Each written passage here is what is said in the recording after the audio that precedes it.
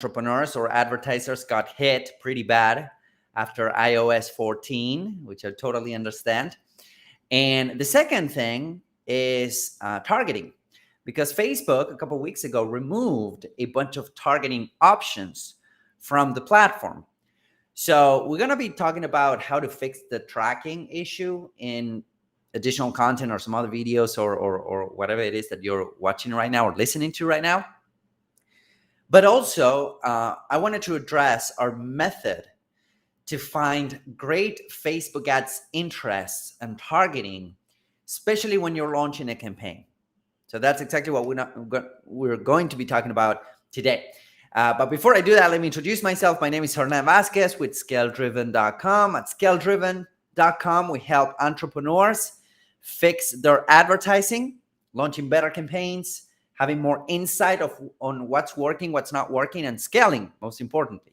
It's a different ballgame to run $100 a day ads versus $10,000 a day ads. And we can help you in each case. So if you want to learn more about how we can help you, head over to ScaleDriven.com, schedule a call with our team, and then we discuss some ideas to help you getting better at ads, launching better ads, targeting better audiences, and ultimately making more money with your advertising, which is what we're here for.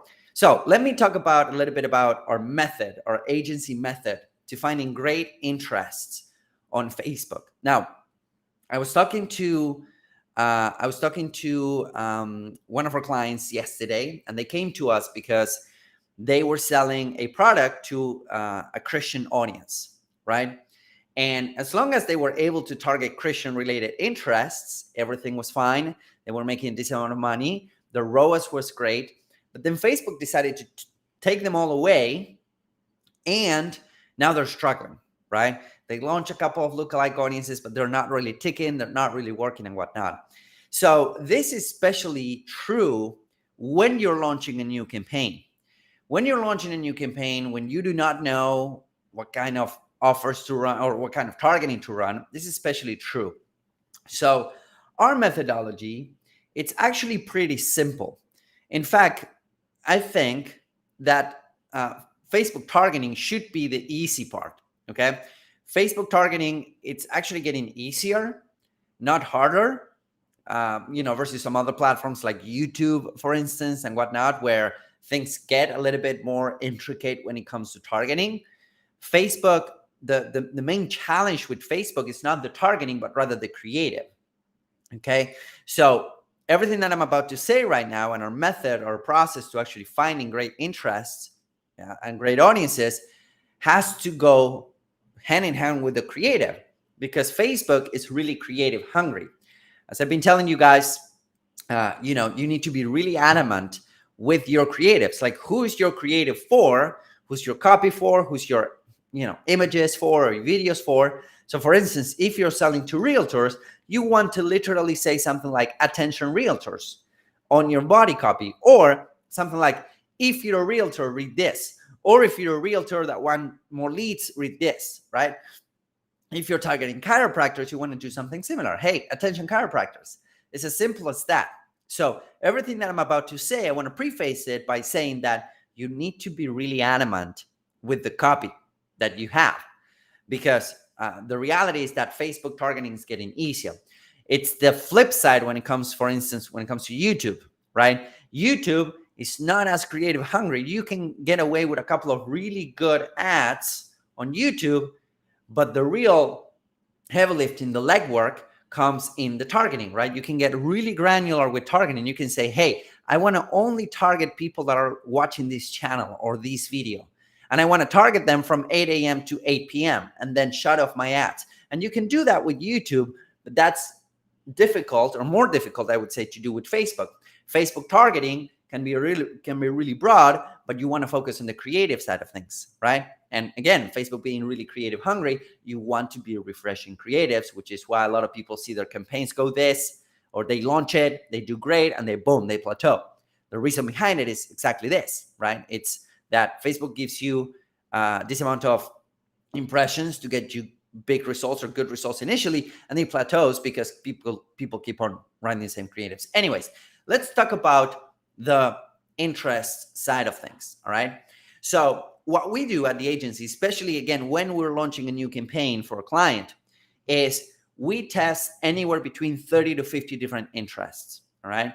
So we launch a campaign and we create a campaign. Usually it's a conversion campaign. And then what we do is we look for the most valuable event in our funnel. It could be a purchase. If we're running something like an acquisition funnel, like a book funnel or challenge funnel, we aim for purchases initially. I know that a lot of people will tell you, you need to send traffic first, and then you need to get leads, and then you need to initiate checkouts. And then, no, we don't do that. We just go for the kill. We actually get Facebook to work right away. Now, of course, initially your cost per purchase will be up there because you don't have pixel data. So we usually launch a conversion campaign with the most meaningful event in our funnel. Again, that could be a purchase. It could be a book a call. It could be whatever it is that you're trying to do. Okay. So our most meaningful event, we'll launch that. And then what we do, excuse me, is within that campaign, we will target 30 different interests. Now, here's a method to finding those interests when it comes to Facebook ads specifically, is that broader audiences equal less and lower CPMs. So the more you let Facebook optimize and the more liquidity, how they call it liquidity, you allow Facebook to have, the least you will pay or the less you pay to actually show your ads.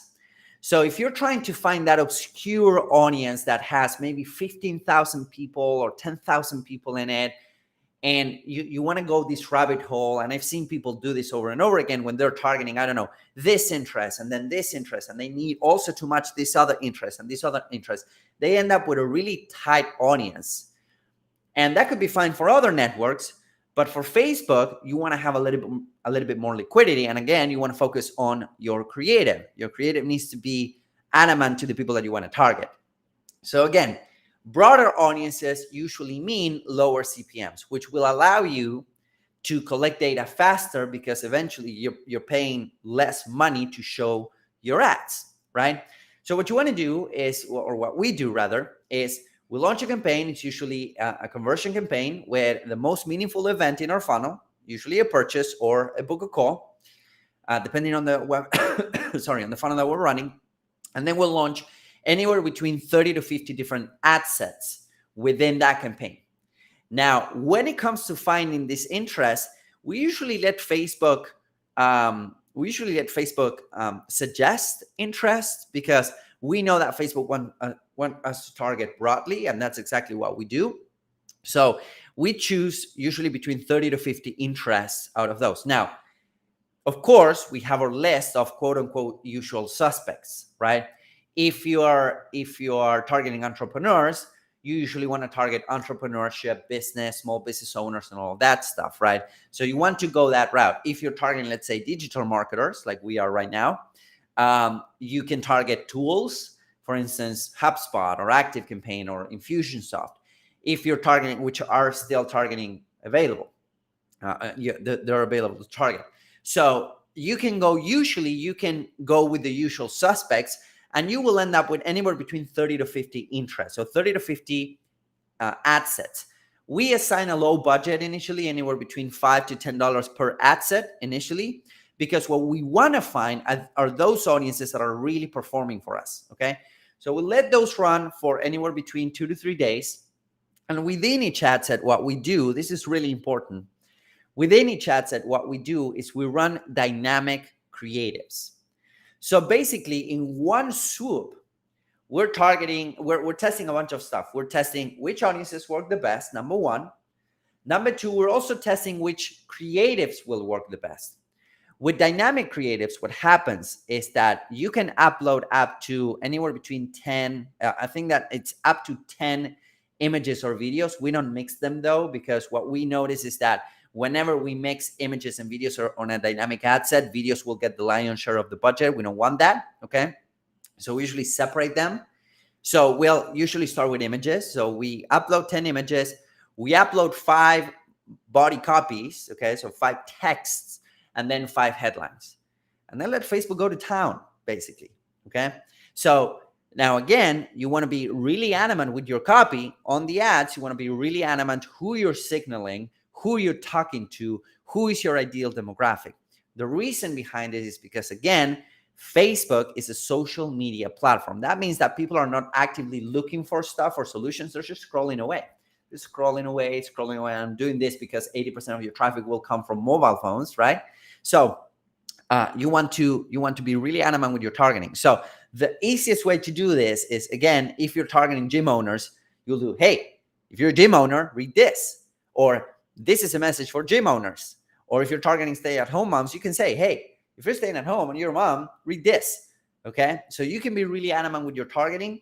You don't have to beat around the bush here. You can be really adamant with your copy, and then you're targeting broad audiences. Now, of course, these methods, this methodology has its downsides. One of the downsides is that, first off, you'll be spending a lot of money on audiences that are not working, but what you're doing is not spending money, but you're actually investing that money on collecting data. You're buying data from Facebook. So now you know what doesn't work.